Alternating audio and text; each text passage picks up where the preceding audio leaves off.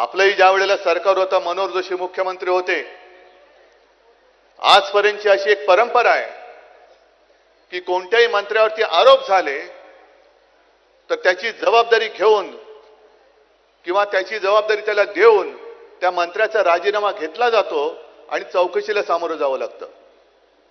मी सुद्धा मुख्यमंत्री असताना राजीनामे घेतले.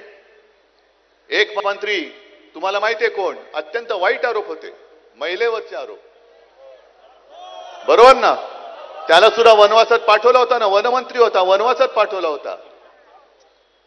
अगदी केंद्रामध्ये सुद्धा अशा काही घटना घडलेल्या आहेत. मनोहर जोशी मुख्यमंत्री असताना 5 मंत्र्यांचे राजीनामे, शोभाताई फडणवीस, शिवणकर होते, मग घोलप होते, सुतार होते आणि आणखीन एक कोणतरी होते, रवींद्र माने, आपलेच होते काही.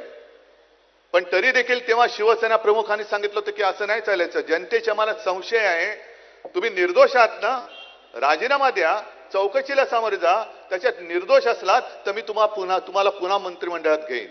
याला म्हणतात कारभार, याला म्हणतात मग ते जे काय आहे ना शब्द जनताभिमुख. आता जनताभिमुख नाहीच आहे, नुसतं पैसे गिळणारं मुख आहे यांचं. ज्या पद्धतीने नुसते आरोप नाही केले आपण, अंबादास दानवे आहेत, अनिल परब आहेत, पुराव्यानिशी